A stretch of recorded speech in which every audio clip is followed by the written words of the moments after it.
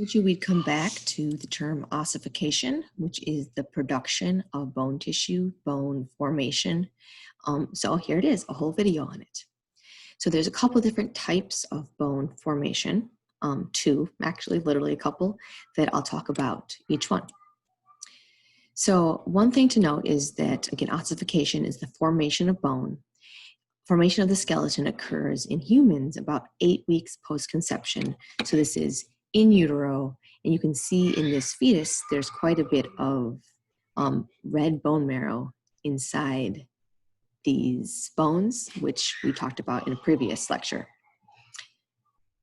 So the two types of bone ossification are endochondral ossification and intramembranous ossification. So try to make sense of these words, even though they're kind of big words that you maybe don't know already. Endochondral means endo is inside, chondral refers to cartilage. So this is the formation of bone tissue from the cartilage that already exists. So bone formation inside replacing a cartilage. It's also called the cartilage replacement model.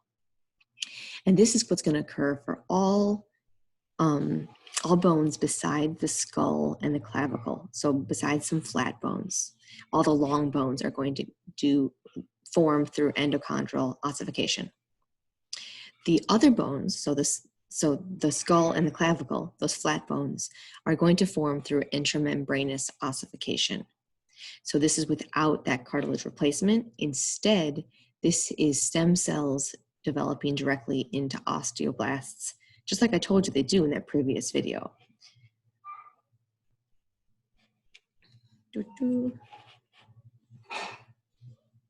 So I just have this one bolded because it's more bones go through this way, this mechanism, but I'll talk about both. It might be good to review some of this anatomy that I talked about in the previous video. So the epiphysis and diaphysis. The epiphyseal line is one that I mentioned briefly. This is where the epiphyseal plate used to be, where cartilage was located and allows for linear bone growth. So we'll refer back to this piece of anatomy right here. One thing I want to do before I go on to talk about, since we're talking about developmental processes here, I want to review and expand on what you know about differential gene expression. So this is a picture I showed the very second week, where we have a single cell, that's two cells coming together to form one single cell. Those cells then divide. This is fertilization. Those cells divide, mitosis, and then are going to specialize. They're going to differentiate into different types of tissue. These are our four main tissue types. Of course, it's a bit more complicated than that. There's one more term I want to introduce today, and that is this mesenchyme, is the term that I want you to know now. So what this is showing here is that same idea. These embryonic stem cells would be similar to all these cells right here. Those, before they develop into these four tissue types, are also actually going to develop into the mesoderm, endoderm, and ectoderm that are going to then develop into these different tissue types. Don't need to know more about this now, besides it might help put these things together. You can see like neurons and epithelial cells over here. Epithelial cells are actually spread about a little bit through different ones. This right here is what I want to talk about right now. So meso refers to the middle layer, and it is going to be the precursor to all connective tissues, as well as smooth muscle and cardiac muscle. So mesenchyme is actually one of the derivatives of mesoderm. So mesoderm develops into mesenchyme, and this is the embryonic connective tissue from which all connective tissues, as well as smooth and cardiac muscle, arise from. So it's going to be important for talking about bone development and growth. Let's start by talking about intramembranous ossification. So again, trying to make a little bit of sense of this name, ossification is the formation of bone. Intramembranous means within a membrane. So this is going to be within a membrane that's formed from the mesenchyme, And this is opposed to from a pre-existing cartilage model.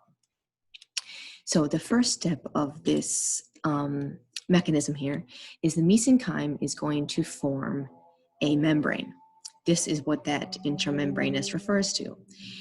The osteoblasts are going to line up along the blood vessels. And what do osteoblasts do? They produce collagen. They're going to start synthesizing and expelling out collagen. This produces what's called osteoid. So osteoid is the unmineralized organic portion of bone, meaning collagen fibers in a kind of fairly loose matrix because there's no calcium in there yet. It just hasn't gotten there yet. So this is the matrix that exists before the maturation of bone tissue, contains collagen. So you got your mesenchyme, osteoblasts that are making the osteoid tissue. Here's one of the cells that is the mesenchymal cell. Next, we've got calcium come in. So calcification of this osteoid tissue, mineralization, depositing of calcium phosphate that is making this osteoid tissue turn into actually osseous or bone tissue. When this calcification occurs, the osteoblasts become osteocytes and they are trapped in the matrix. That's when they are going to develop their lacuna, the little cavities that they can live in. These trabecula start to form little spaces in here. And next, we've got on the edges here, the mesenchyme is going to form this periosteum. And what the periosteum is, it is the fibrous lining around the bone. So mesenchyme forms that as well. Then we now have spongy bone in here.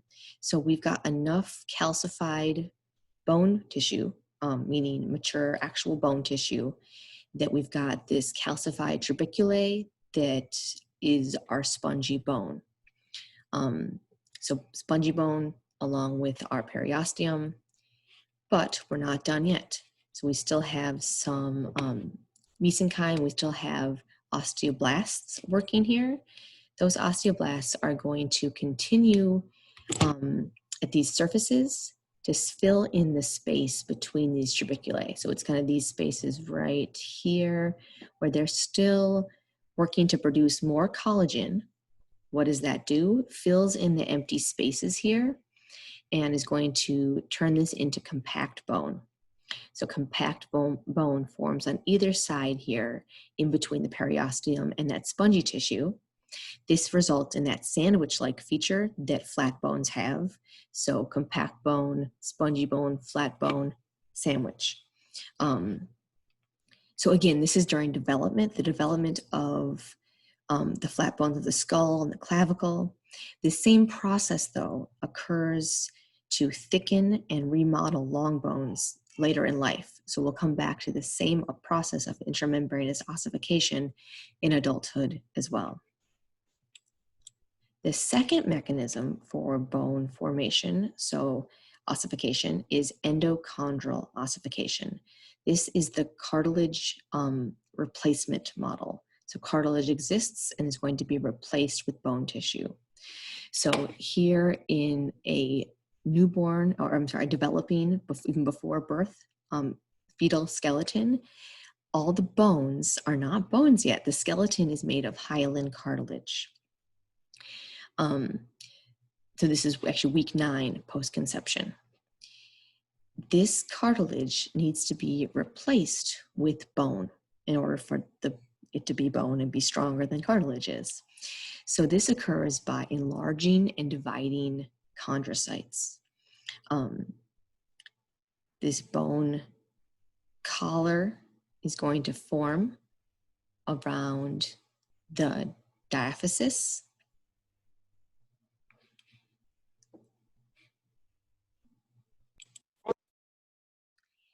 And then calcium starts to be added to the center.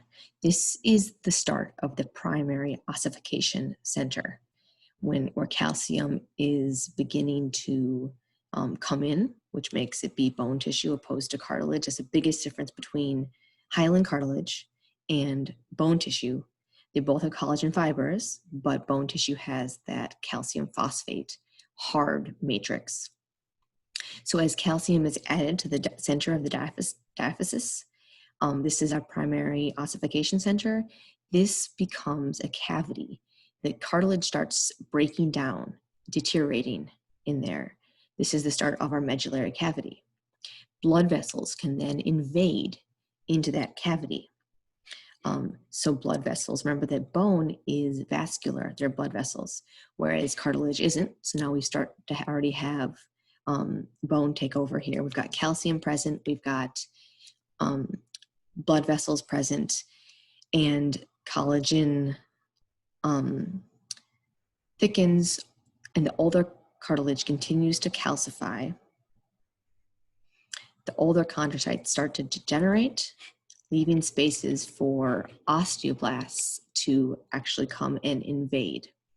The osteoblasts are going to migrate upwards from the diaphysis up and replace the cartilage by bone.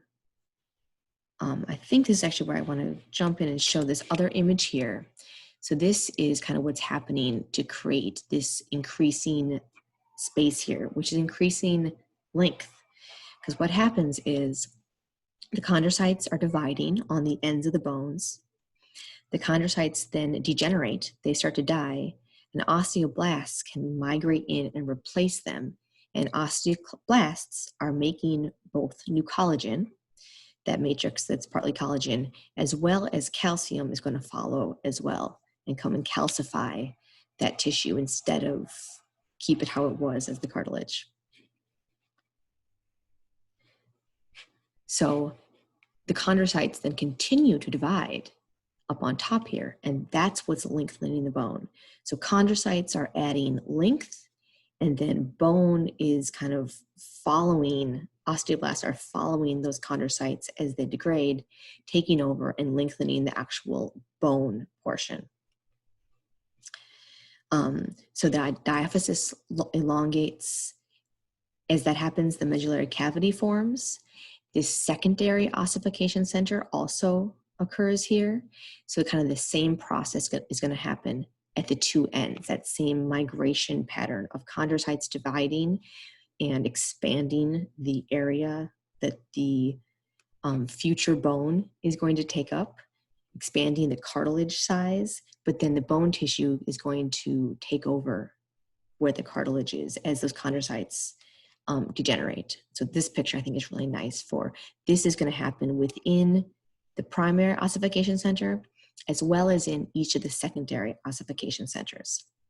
So this is going to ossify the epiphyses. That's fun to say.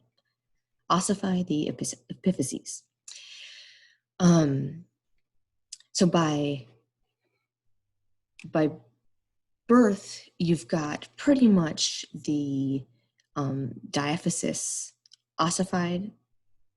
The epiphyses still have not completely ossified yet until childhood, throughout childhood and adolescence.